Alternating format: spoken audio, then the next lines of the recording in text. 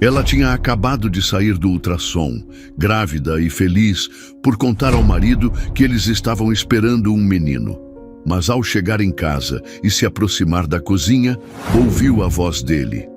E quase desabou ao perceber que ele estava falando com a empregada da casa, que também estava grávida. O ar da clínica de ultrassom parecia rarefeito, carregado de uma eletricidade que só as futuras mães conseguem sentir. Andréia estava sentada na beirada da maca, o papel fino amassando sob seu peso, o coração batendo num ritmo descompassado que misturava ansiedade e uma alegria quase insuportável.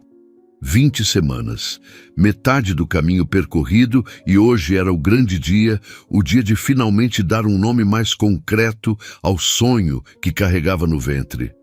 Ela olhou para a cadeira vazia ao seu lado. Gustavo deveria estar ali. Ele havia prometido, com aquela sua voz grave e segura que sempre a acalmava, que não perderia esse momento por nada. Mas a vida, especialmente a vida de um homem com as responsabilidades que ele tinha, era cheia de imprevistos. Uma ligação apressada, quase sem fôlego, meia hora antes do exame. Amor, aconteceu uma emergência aqui na empresa, uma coisa de última hora, não vou conseguir chegar a tempo. Me perdoa. A voz dele soava distante, abafada por outros ruídos que ela não conseguiu identificar. Andréia, no entanto, era a personificação da compreensão. Ela sabia como o trabalho o consumia, as pressões, as metas. Um homem como Gustavo não se ausentaria por um motivo qualquer. Tudo bem, meu amor, acontece, fica tranquilo, depois eu te conto tudo, ela respondeu, forçando uma leveza que não sentia completamente. A pequena pontada de decepção foi rapidamente engolida pela imensa onda de felicidade que a dominava. Nada, nem mesmo a ausência dele, poderia estragar aquele dia.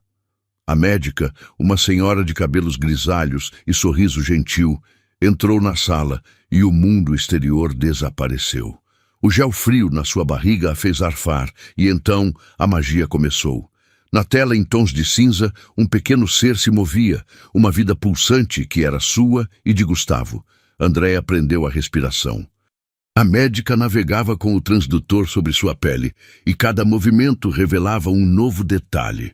Uma mãozinha minúscula, o perfil delicado, o coração galopando forte e rápido. Está tudo perfeito com o seu bebê, Andréia. Forte, saudável, a médica dizia, e as palavras eram música. Quer saber o sexo?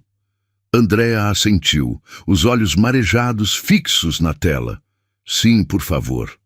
A médica sorriu, ajustando o ângulo. Olha só, sem dúvida nenhuma. Vocês terão um meninão. Um menino. Um filme passou pela sua cabeça em uma fração de segundo. As conversas noturnas com Gustavo, deitados na cama, imaginando o futuro. Se fosse menina, se chamaria Clara. Se fosse menino, Bernardo.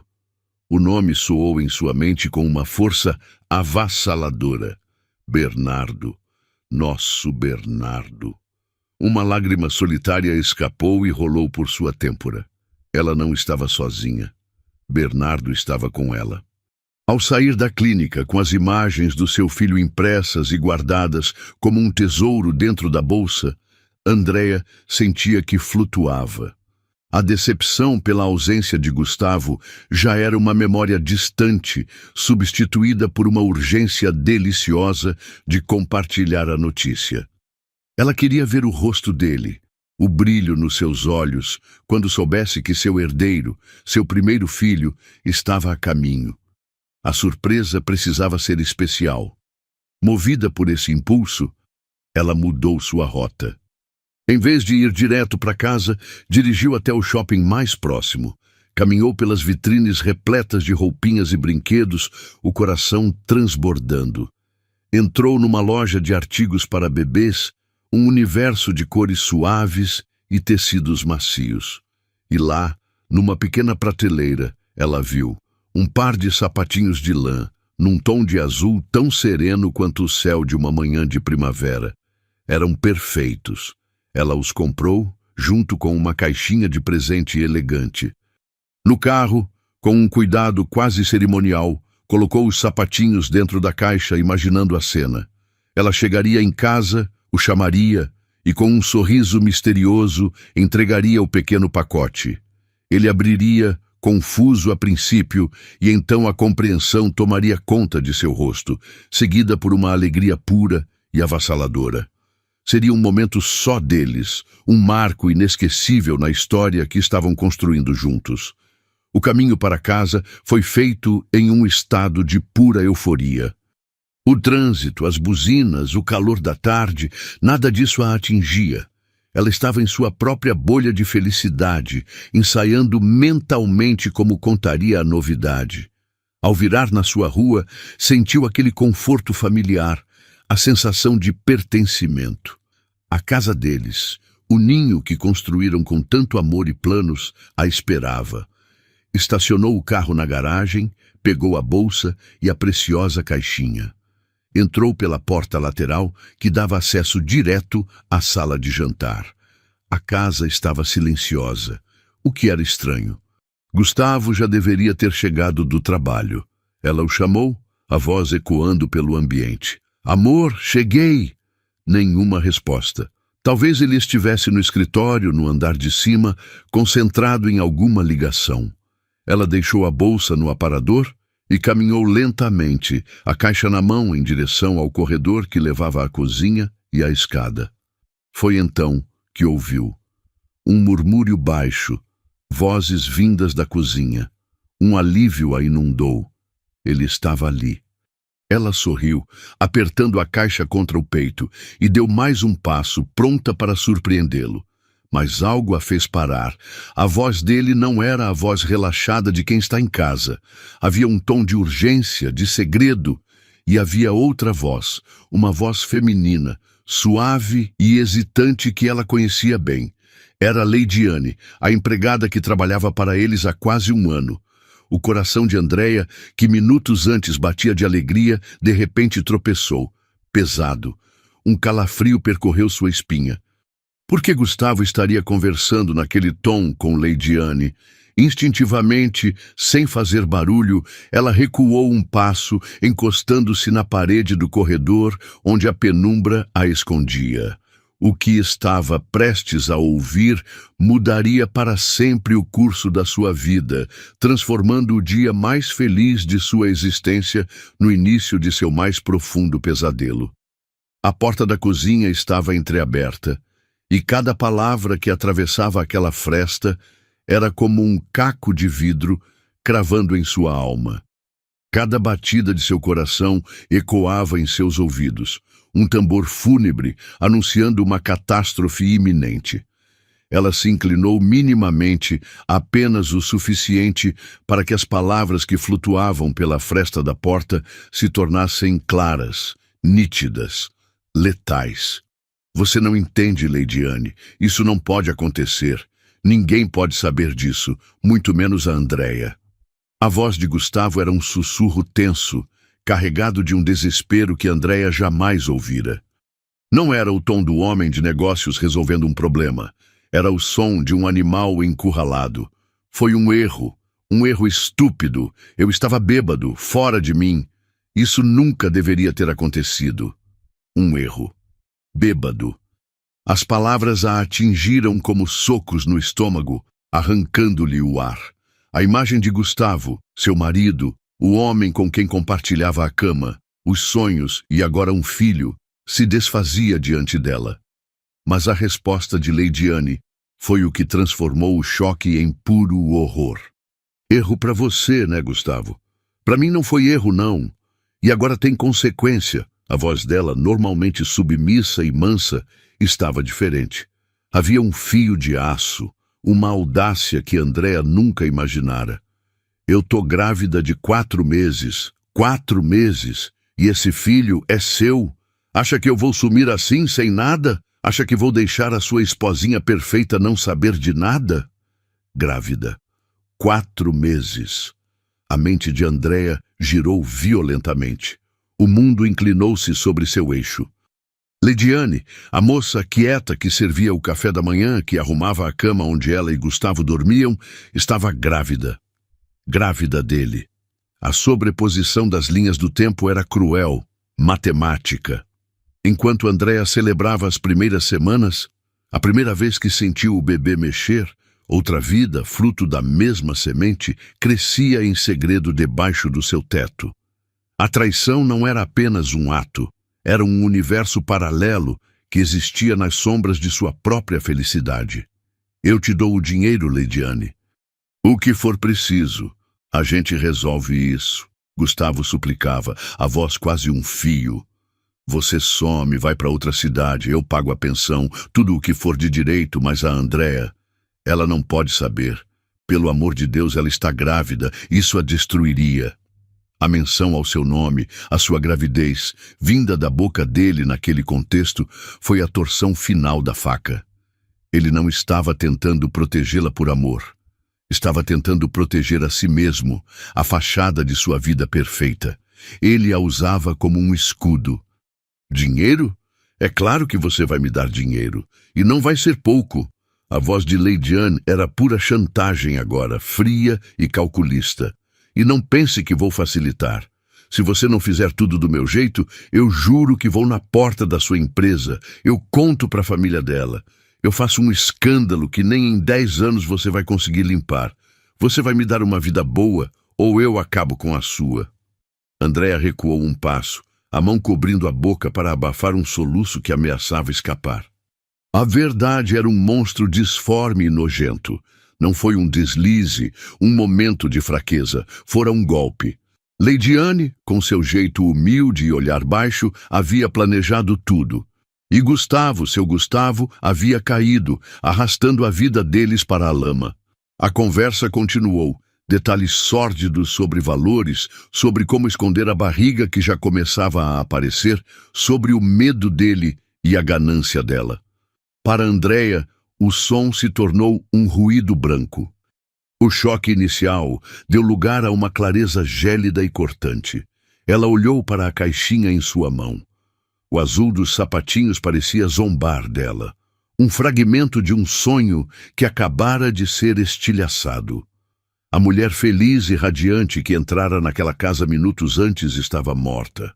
Em seu lugar, nasceu outra, forjada na dor da mais profunda traição. Uma força que ela não sabia possuir começou a subir por sua espinha, uma fúria silenciosa e determinada. Ela não iria desabar. Não ali, não agora. Com um controle que a surpreendeu, ela se virou, caminhou de volta para a sala de jantar sem fazer um único ruído e colocou a caixinha sobre o aparador. A surpresa ainda aconteceria, mas seria de um tipo muito, muito diferente. Ela respirou fundo 1, 2 vezes, forçando o ar para dentro dos pulmões que pareciam ter encolhido. Ela calçou os sapatos que havia tirado ao entrar e andou com firmeza. O som dos saltos no piso de madeira anunciando sua presença de forma inequívoca. Ao se aproximar da cozinha, as vozes se calaram abruptamente. Um silêncio pesado e culpado pairou no ar. Ela parou no batente da porta, a expressão serena, quase entediada. Gustavo estava de pé perto da pia, pálido, o suor brilhando em sua testa. Leidiane estava do outro lado da bancada, encolhida, os olhos arregalados de pânico. A cena era tão grotesca, tão patética, que uma parte de Andréa quis rir. "Ah, vocês estão aí", disse ela, a voz soando assustadoramente normal, um triunfo da sua vontade sobre a dor. "Chamei quando cheguei, não ouviram?" Gustavo gaguejou, as palavras tropeçando umas nas outras. "Amor, a gente estava só, conversando sobre a limpeza da despensa. A mentira era tão frágil, tão transparente, que chegava a ser um insulto." Andréa o ignorou. Seu olhar passou por Leidiane como se ela fosse um objeto inanimado, um detalhe irrelevante na decoração da cozinha. Não havia ódio em seu olhar, nem raiva. Havia algo muito pior, completa e absoluta indiferença. Ela se dirigiu a Gustavo, mas seu tom era casual, como se estivesse falando do tempo. "Estou exausta. O dia foi longo. Vou subir para tomar um banho e descansar um pouco. Sem esperar por uma resposta, ela deu as costas e subiu as escadas. Cada degrau era uma vitória. Cada passo a afastava da cena da sua humilhação e a aproximava do santuário do seu quarto. Ao fechar a porta atrás de si, a máscara finalmente caiu. Ela se apoiou na madeira, o corpo tremendo incontrolavelmente. As lágrimas que ela segurara com tanta força agora queimavam seus olhos, mas não caíam. Era como se a dor fosse tão profunda que tivesse secado a fonte. Ela não choraria. Chorar era uma fraqueza que não podia se permitir. As horas seguintes se arrastaram numa névoa de angústia. Ela ouviu a porta da casa se fechar, o som indicando que Lady Anne finalmente havia ido embora. Ouviu os passos hesitantes de Gustavo no andar de baixo. Com certeza ele sabia que ela tinha ouvido tudo e por isso nem subiu para saber o sexo do filho. O som da televisão sendo ligada e desligada, o barulho dele se servindo de uma bebida. Ele estava esperando, adiando o inevitável, provavelmente ensaiando mais mentiras. Quando a noite caiu por completo, Andrea desceu. Ele estava sentado no sofá da sala, um copo de uísque na mão, o olhar perdido. Uma televisão estava ligada num canal de notícias, mas o som estava baixo, servindo apenas como um ruído de fundo para a tensão que preenchia a casa. Ela parou na sua frente, de braços cruzados. Ele levantou o olhar, tentando forçar um sorriso. "Oi, meu amor. Se sente melhor? Eu ia te chamar para..." "Eu ouvi." Ela o cortou. As duas palavras caíram no silêncio da sala com o peso de uma sentença. A confusão no rosto dele foi instantânea, seguida por uma onda de pânico que drenou o pouco de cor que lhe restava. "Ouviu o quê? Do que você está falando, Andrea?" "Eu ouvi tudo, Gustavo." Ela continuou, a voz baixa, mas afiada como uma lâmina. Cada palavra. A gravidez de 4 meses, a sua noite de erro, a pensão, as ameaças dela, a sua tentativa patética de esconder tudo de mim. Ele abriu a boca, mas nenhum som saiu. O copo tremeu em sua mão. Ele era um homem desmascarado, despojado de todas as suas defesas. "Então, vamos ser bem claros," ela prosseguiu, cada sílaba carregada com o peso da sua dor e da sua recém-descoberta força. "Você vai arcar com todas as suas responsabilidades. Todas elas. O filho é seu. O problema é seu. Você vai pagar tudo o que ela exigir. Vai resolver essa situação que você criou." Ela fez uma pausa, o olhar fixo no dele sem piscar. "E eu não quero mais ver essa mulher. Não quero que ela pise mais nesta casa. Não quero nem sequer cruzar com o olhar dela. Você vai resolver isso amanhã, antes que eu acorde. Não me importa como. Apenas resolva. Você não vai me envolver na sua sujeira." Ele finalmente conseguiu falar, a voz embargada, os olhos suplicantes. "Andrea, me perdoa. Por favor. Eu te amo. Foi um deslize. Eu posso consertar." "Não." Ela o interrompeu, a palavra final inegociável. "Não há nada para consertar. Apenas faça o que eu mandei." Ela se virou e caminhou em direção ao aparador. Pegou a caixinha, que permanecera ali como uma testemunha silenciosa. Voltou-se para ele, que a olhava destruído. Sem uma palavra, ela abriu a caixa e estendeu na direção dele, revelando os minúsculos sapatinhos de lã. "A propósito," disse ela, a voz desprovida de qualquer emoção. "É um menino. O nome dele será Bernardo." Então ela deu as costas e subiu as escadas, deixando-o sozinho na sala, com os destroços da vida que ele mesmo havia implodido. A noite foi uma longa e desolada vigília. Andrea não dormiu. Deitada na cama de casal que agora parecia vasta e fria como um mausoléu, ela encarava a escuridão, mas o que via era o filme da sua vida se desenrolando e se partindo. Cada canto daquele quarto, cada objeto, estava impregnado de memórias que agora pareciam falsas, manchadas pela mentira. O cheiro do perfume de Gustavo no travesseiro ao lado, a foto dos dois sorrindo em uma viagem à praia sobre o criado mudo, o próprio ar que respirava. Tudo era um lembrete sufocante da traição. Ela percebeu com uma clareza dolorosa que a traição não havia acontecido em um hotel barato ou no banco de trás de um carro. Aconteceu ali, debaixo do seu teto. Nas entrelinhas dos bom dia de Lady Anne, nos sorrisos discretos, no cuidado com que ela limpava os vestígios da vida íntima de Andréa e Gustavo, sabendo que também ela compartilhou do corpo dele. A casa, que antes era seu refúgio, seu ninho, havia se transformado no palco de sua maior humilhação. As paredes pareciam observá-la, cúmplices silenciosas do segredo sórdido. Como ela poderia continuar a viver ali? Como poderia trazer seu filho, Bernardo, para um lar construído sobre uma fundação de engano e deslealdade? A resposta era simples e absoluta. Ela não podia. Ficar seria um ato de autodestruição, uma lenta asfixia da sua sanidade. A força que a sustentara durante o confronto com Gustavo não era infinita. Era uma reserva de emergência que agora se esvaía, dando lugar a uma dor profunda e a uma necessidade visceral de fuga. Ela precisava de um lugar seguro, um lugar onde pudesse respirar sem sentir o gosto amargo da traição, onde pudesse se concentrar no que realmente importava, a vida que crescia dentro dela. A decisão se solidificou com os primeiros raios de sol que se infiltraram pela janela.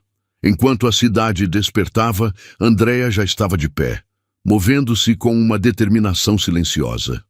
Ela não precisava de um plano elaborado. Ela precisava de um porto seguro, e só havia um lugar no mundo que poderia lhe oferecer isso incondicionalmente: a casa de seus pais. Ela abriu o closet, o lado dele e o lado dela, uma divisão que antes representava união e que agora era um abismo. Ignorando as roupas dele, ela pegou uma mala grande e começou a enchê-la, não com a pressa do desespero, mas com a eficiência de quem executa uma tarefa necessária. Peças de maternidade, roupas confortáveis, seus itens de higiene pessoal, o livro que estava lendo. Cada objeto escolhido era um passo para longe daquela vida contaminada. Por último, ela pegou a pasta com todos os seus documentos e os exames do pré-natal, incluindo as imagens do ultrassom de Bernardo. Seu futuro estava ali, naquela pasta. Quando desceu as escadas, a casa estava em silêncio. Gustavo não estava na sala. Provavelmente havia dormido no quarto de hóspedes, ou talvez nem tivesse dormido. Não importava. Ela foi até a cozinha e encontrou um bilhete sobre a mesa. Resolvido, ela não volta mais. Me perdoa, eu te amo. Andréa amassou o papel sem sequer sentir uma pontada de emoção e o jogou no lixo. Era tarde demais para palavras vazias. Com a mala ao seu lado, ela se sentou na sala de jantar e pegou o telefone. Discou o número da mãe, a mão firme. Quando a voz sonolenta e preocupada de sua mãe atendeu, Andréa manteve a calma. Mãe, está tudo bem comigo e com o bebê, mas eu preciso ir para aí. Posso ficar com vocês por um tempo? Não houve hesitação do outro lado da linha, apenas o amor incondicional que ela sabia que encontraria. Claro, minha filha, a hora que você quiser. A sua casa está sempre aqui. Aconteceu alguma coisa? Aconteceu. Andréa respondeu, a voz finalmente vacilando por uma fração de segundo. Mas eu explico quando chegar, só venham me buscar, eu não estou conseguindo dirigir. Meia hora depois, o carro de seu pai parou em frente à casa. Andréa esperou na porta, a mala ao lado. Ela não olhou para trás ao entrar no carro, não se despediu da casa, nem do homem que talvez a observasse de alguma janela. Ao se acomodar no banco de trás, sentindo o cheiro familiar do carro de seu pai e o toque suave da mão de sua mãe em seu ombro, ela finalmente se permitiu fechar os olhos. Ela não estava fugindo. Estava se retirando estrategicamente do campo de batalha para proteger a si mesma e ao seu filho. estava se mudando para o único lugar onde o amor era puro e a segurança uma certeza.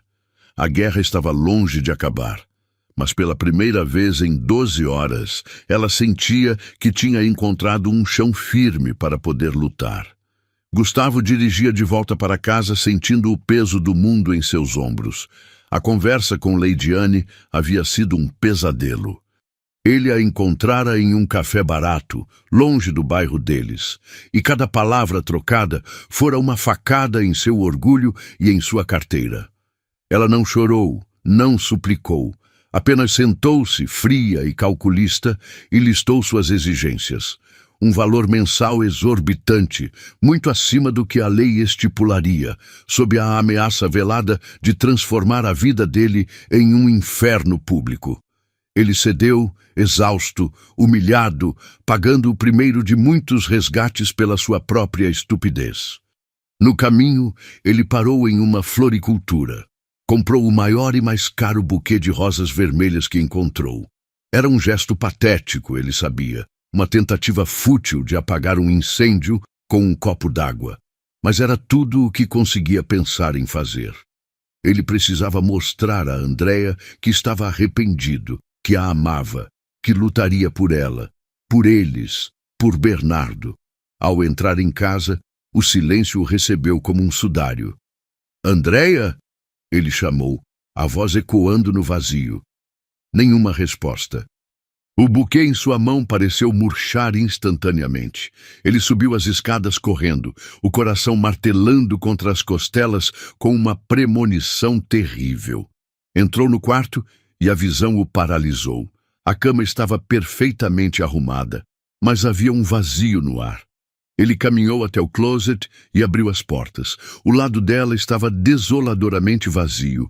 Cabides nus pendiam como esqueletos. As gavetas abertas revelavam apenas o forro. Ela não havia deixado uma única peça para trás.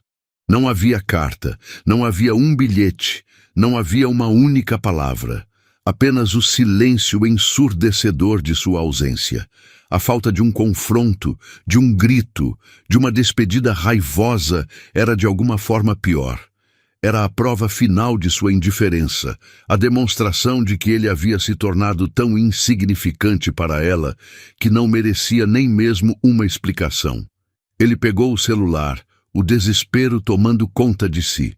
Ligou 1, 2, 5 vezes. A chamada ia direto para a caixa postal. Ela o havia bloqueado. Ele estava completamente sozinho. Enquanto isso, em um bairro na periferia da cidade, Leidiane contava as notas de dinheiro que Gustavo lhe dera. Um sorriso de triunfo brincava em seus lábios.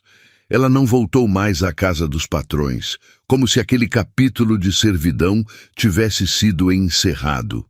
Com a orientação de uma amiga mais experiente, já havia dado entrada nos auxílios do governo para mães solteiras. O dinheiro de Gustavo era o prêmio principal. Ela se via livre do trabalho pesado, vivendo confortavelmente da pensão que arrancaria dele mês após mês. Em sua mente, ela não era uma vítima, mas uma jogadora inteligente que havia dado o bote certo. O golpe, como ela pensava, havia sido um sucesso. Ela teria uma vida boa, sustentada pelo erro e pelo desespero do ex-patrão, e exigiria cada vez mais, testando os limites dele. Para Gustavo, a realidade de sua nova vida começou a se assentar como cimento em seus pés.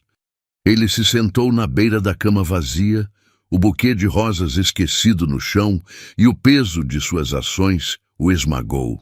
Ele não havia apenas perdido a mulher que amava, ele havia se acorrentado a uma mulher que desprezava. A imagem de Leidiane, com seu olhar ganancioso, assombraria seus dias. A perspectiva de pagar 2 pensões, de sustentar 2 filhos em mundos completamente diferentes, era assustadora.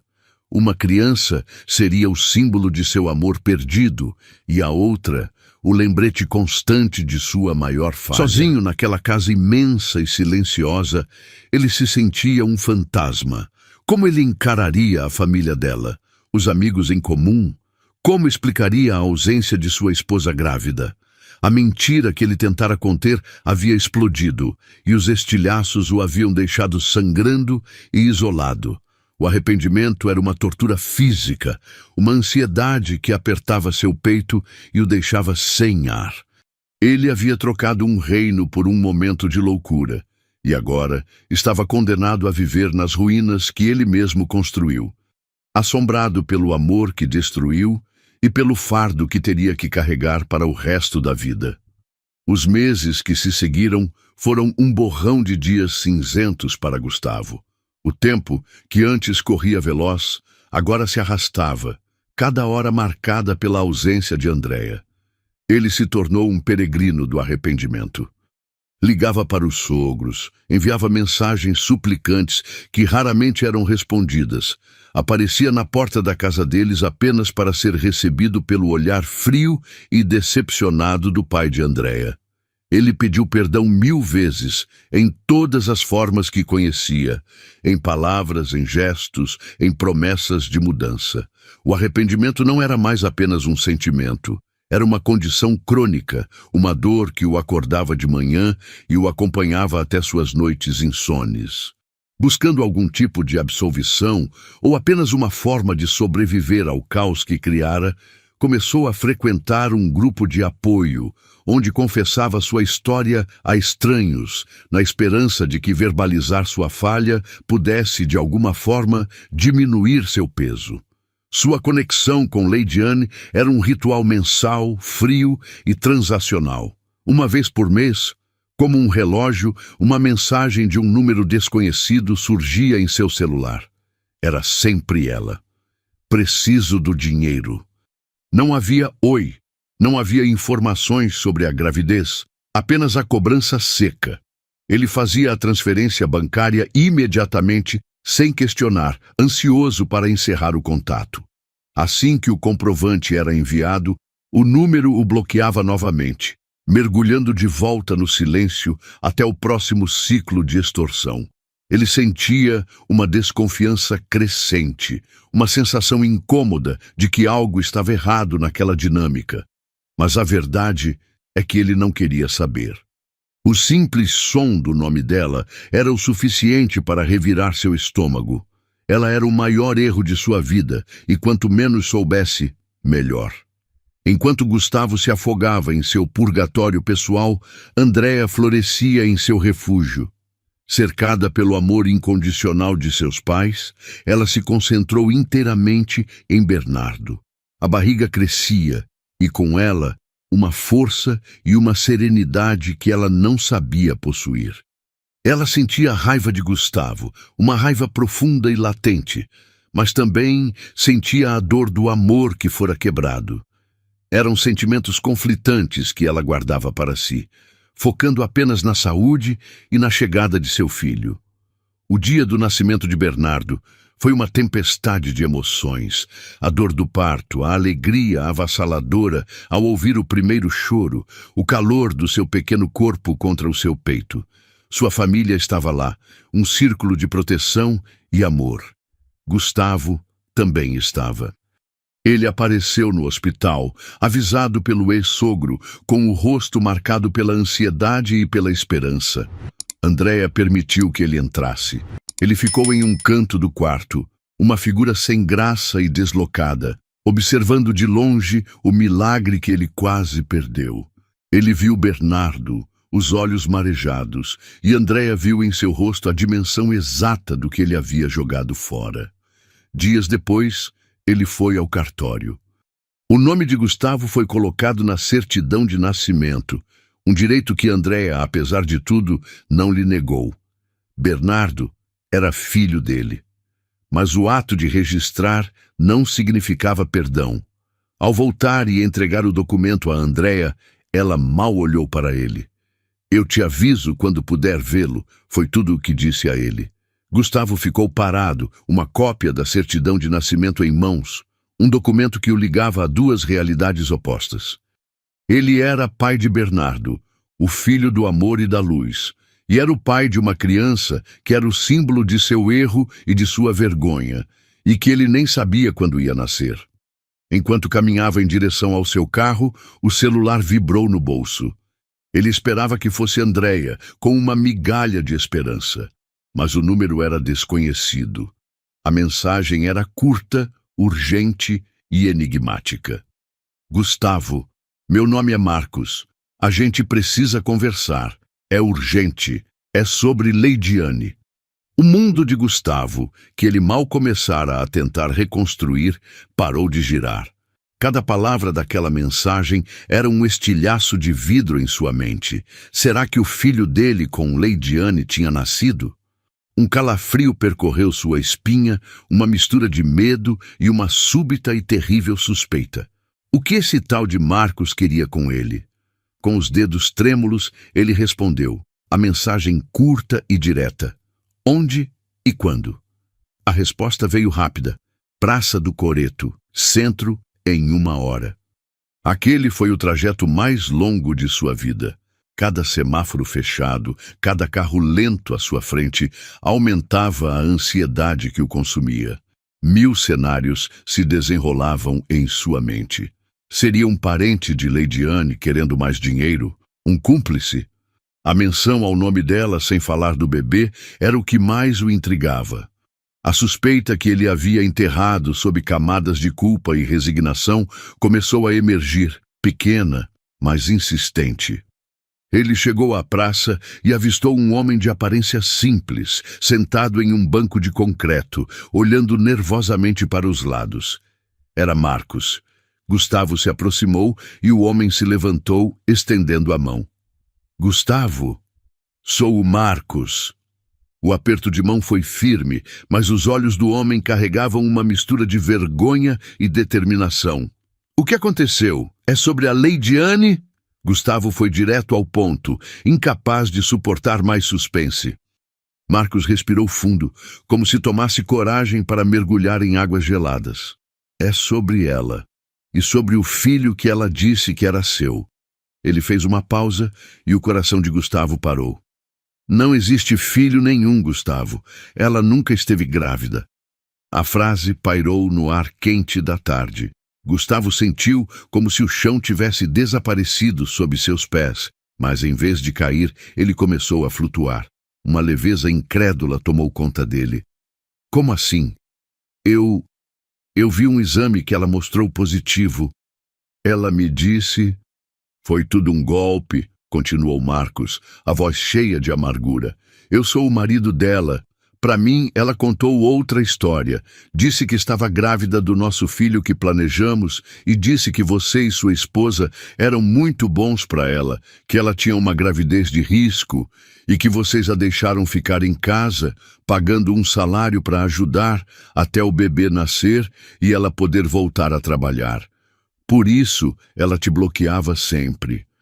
Não queria que você descobrisse as mentiras que ela contava para mim e para todo mundo no bairro. A revelação era um soco e um alívio ao mesmo tempo. A dinâmica do bloqueio mensal, a falta de informações, tudo fazia um sentido terrível agora. Mas... a barriga, Gustavo murmurou, tentando conciliar a mentira com a realidade que ele acreditara. Ela dizia que não crescia muito porque ela já estava acima do peso. Marcos balançou a cabeça, enojado.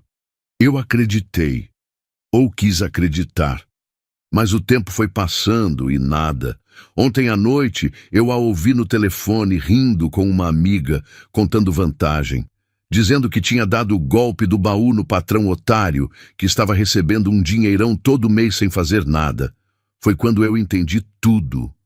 Um peso colossal, uma montanha de culpa e obrigação financeira simplesmente se desintegrou dos ombros de Gustavo. Ele não estava acorrentado a ela para o resto da vida. Não havia um segundo filho, um lembrete eterno de seu erro. Havia apenas a traição original, o ato que lhe custou Andréia, mas a sentença perpétua havia sido revogada. Eu sinto muito, disse Marcos com uma sinceridade palpável. Eu já desmascarei ela em casa. A coisa ficou feia. Ela sabe que eu vinha falar com você. Eu só achei que era o certo a se fazer. Você precisava saber que estava sendo enganado. Obrigado, Gustavo conseguiu dizer, a voz rouca de emoção. Você não imagina o que isso significa. Obrigado, de verdade. No dia seguinte, como se nada tivesse acontecido, o celular de Gustavo vibrou. Era Leidiane, de um novo número. A audácia dela era inacreditável. Sei que o Marcos já te contou tudo. Ele saiu de casa.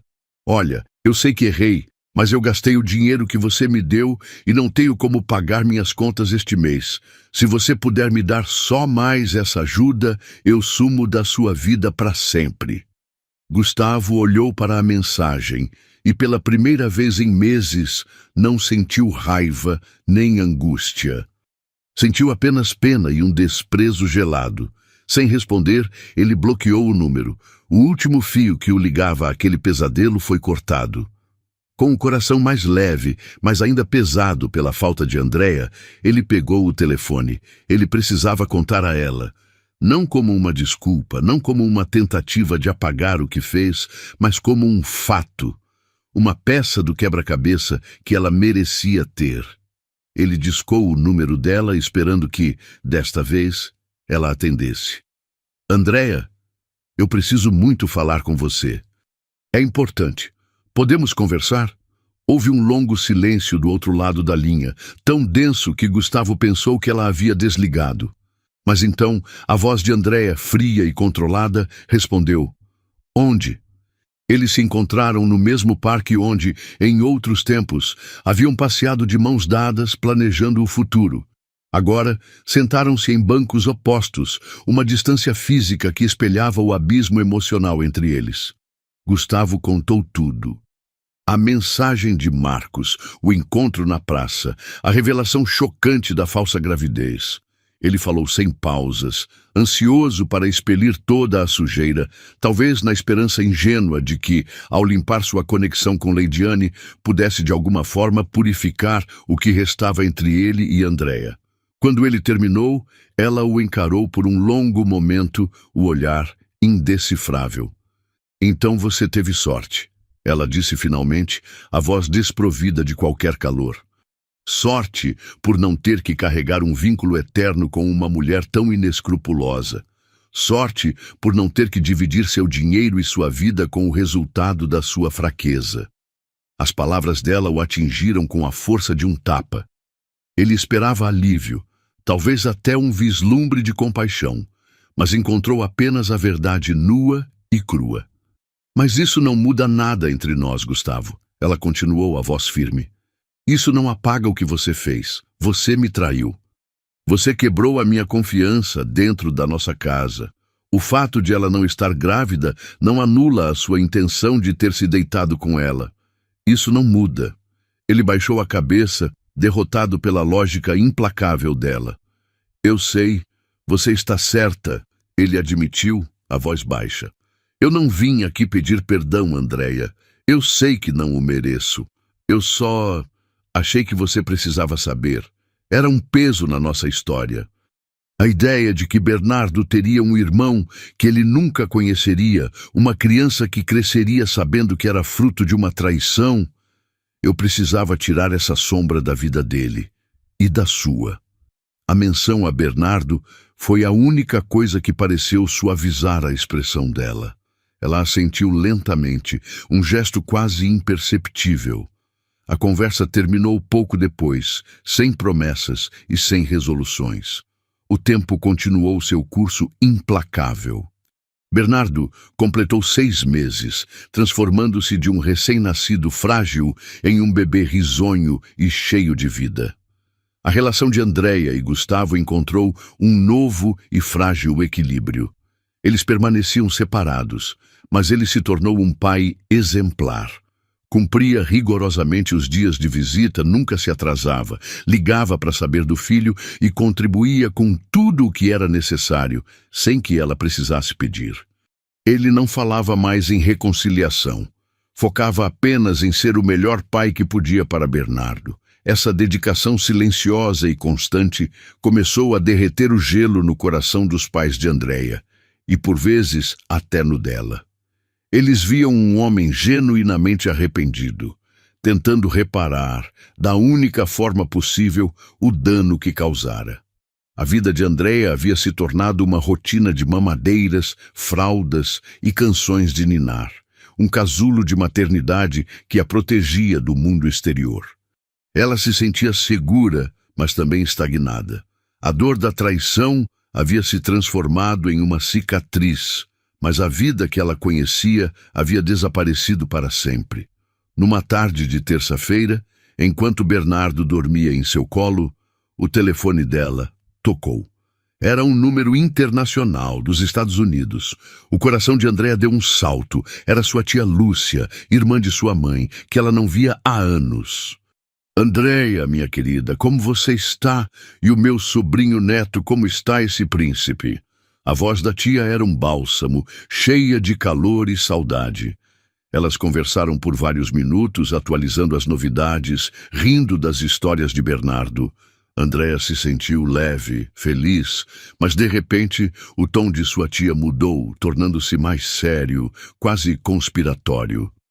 Olha, querida, eu não estou ligando só para colocar o papo em dia, disse a tia Lúcia, a voz baixa e carregada de um significado oculto.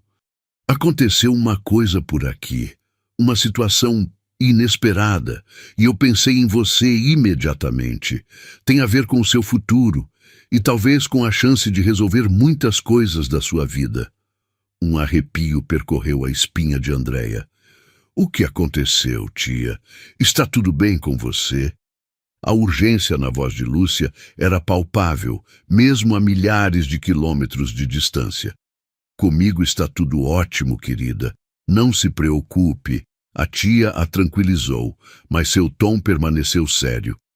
A situação é outra. Escute com atenção. Eu tenho um amigo muito querido aqui, um homem muito rico, bilionário, para ser sincera. Ele teve um problema de saúde sério recentemente. Nada que o impeça de viver, mas ele precisa de cuidados constantes em casa, de alguém de extrema confiança e competência.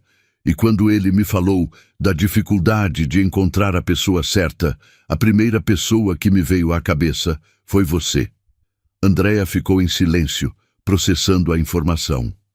Sua tia continuou, a voz agora cheia de entusiasmo. Pensei em você, minha filha, na enfermeira maravilhosa que você é. Pensei na sua situação, separada, recomeçando.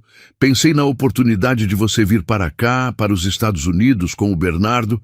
Você poderia recomeçar sua vida em outro país, longe de tudo isso que te fez sofrer. A proposta era tão grandiosa, tão inesperada, que parecia irreal. Sua mãe, sentada ao lado, percebeu a mudança na expressão de Andréia e a encarava com uma curiosidade ansiosa, tentando decifrar a conversa. Você não precisaria se preocupar com nada no começo, a tia Lúcia continuou, antecipando as dúvidas de Andréia. Você e o Bernardo ficariam aqui em casa comigo, o tempo que precisasse. Eu cuidaria do meu pequeno enquanto você trabalha. E o dinheiro, Andréia? O salário é algo que nenhum hospital no Brasil jamais poderia te pagar. Você conseguiria sua independência financeira, daria um futuro incrível para o seu filho. Seria um recomeço de verdade, em todos os sentidos. Um turbilhão de imagens e possibilidades invadiu a mente de Andréia. Deixar para trás o Brasil, a casa dos pais, a presença constante de Gustavo, deixar para trás a dor, as memórias que assombravam cada esquina da cidade. A ideia era ao mesmo tempo aterrorizante e incrivelmente sedutora. Era uma rota de fuga, mas também uma porta de entrada para uma vida que ela nunca ousou imaginar. Tia, eu não sei o que dizer. Andréia gaguejou, a mão apertando o telefone. Não diga nada agora, a tia respondeu com sabedoria. Eu sei que é muita coisa para absorver. É uma decisão que muda tudo. Converse com sua mãe. Pense com calma. Me dê uma resposta em 2 dias. A oportunidade está aqui, esperando por você. Pense nisso, querida. Pense no futuro do Bernardo. Andréia desligou o telefone, o coração batendo forte. Sua mãe a olhava, os olhos cheios de perguntas. O que foi, minha filha? O que a Lúcia queria com tanto mistério? Andréia respirou fundo, o peso da maior decisão de sua vida subitamente pousando em seus ombros. Ela olhou para o rostinho sereno de Bernardo, que dormia em seu colo, alheio ao terremoto que aquela ligação havia provocado. Andréa contou, as palavras saindo quase mecanicamente, sobre a proposta da tia Lúcia. A oportunidade de trabalho, o salário, a chance de recomeçar nos Estados Unidos. Helena ouvia, o coração dividido. Minha filha, é uma oportunidade de ouro, eu sei, disse ela, a voz embargada. Mas eu não consigo nem me imaginar longe do Bernardo. Eu vou morrer de saudades desse menino.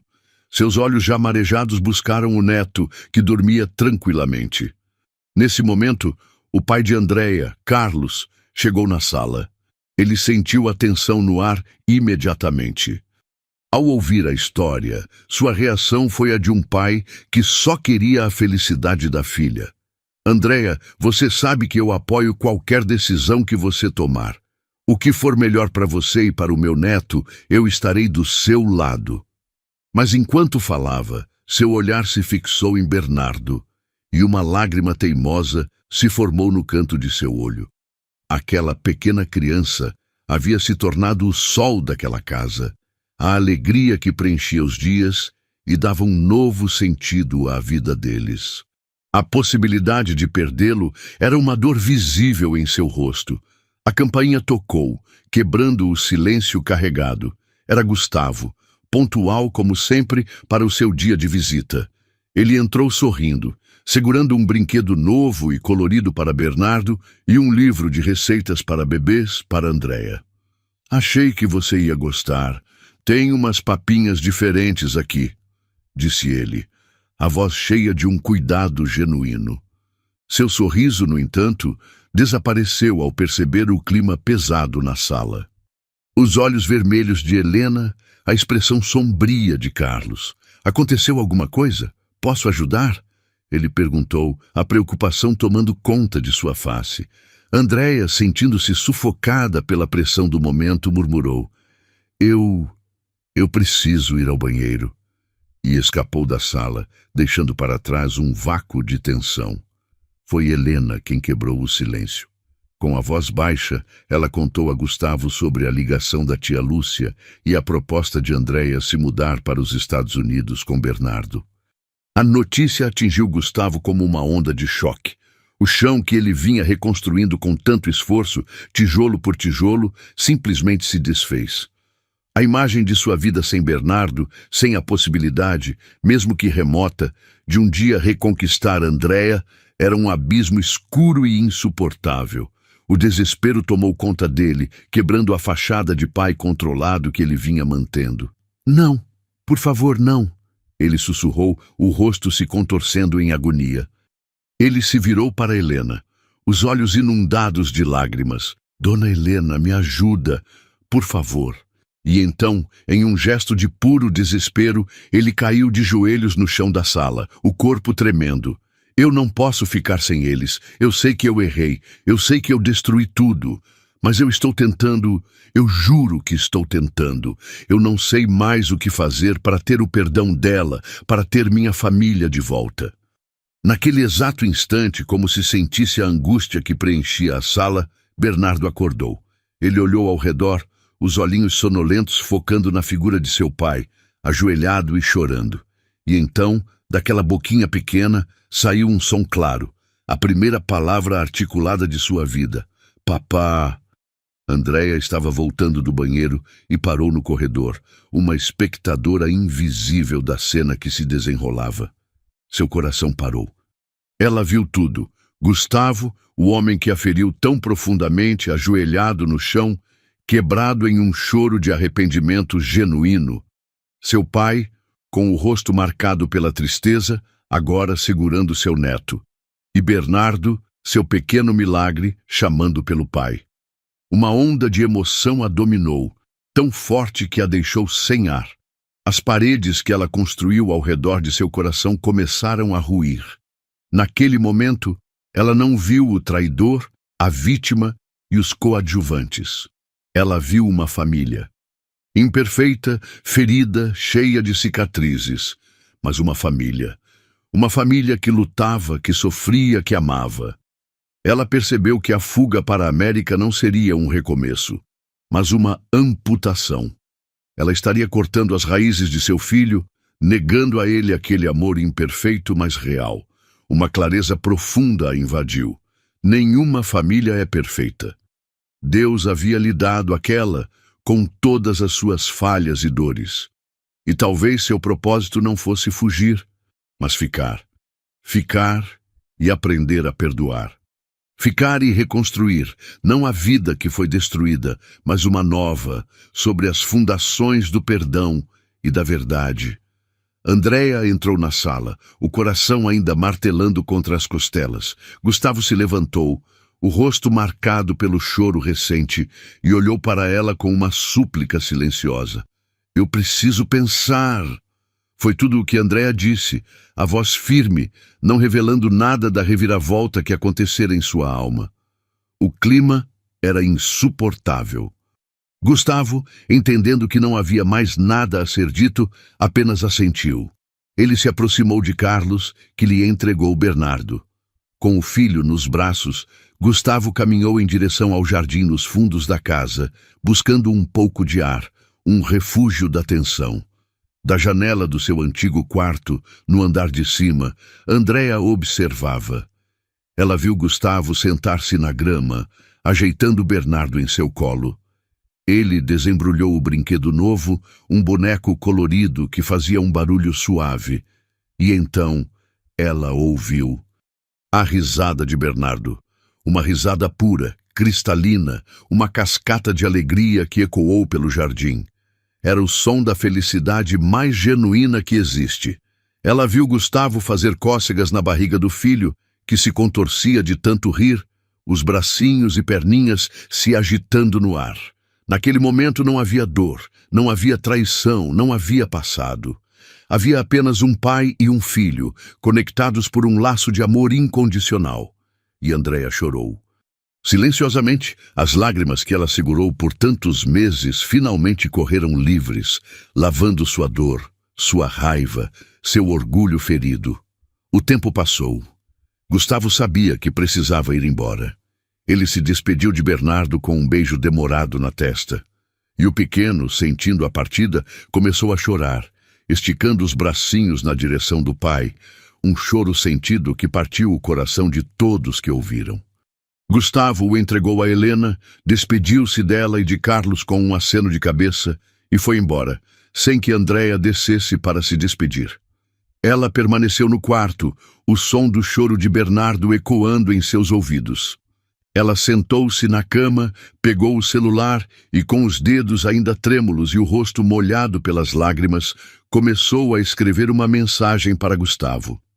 Gustavo, hoje, quando Bernardo disse papa pela primeira vez, eu não vi apenas um bebê balbuciando uma palavra. Eu vi um filho reconhecendo seu porto seguro. E quando eu vi você de joelhos, não vi o homem que me traiu, mas um pai desesperado, com medo de perder o bem mais precioso que a vida lhe deu. Passei os últimos meses construindo muros ao redor do meu coração, acreditando que a distância e a indiferença me protegeriam. Mas hoje, olhando vocês dois no jardim, ouvindo a risada do nosso filho, eu entendi uma coisa. O perdão não é um presente que a gente dá para quem nos feriu. É um presente que a gente dá para nós mesmos. É a chave que nos liberta da prisão da amargura. A vida me ensinou, da forma mais dura, que não existe família perfeita.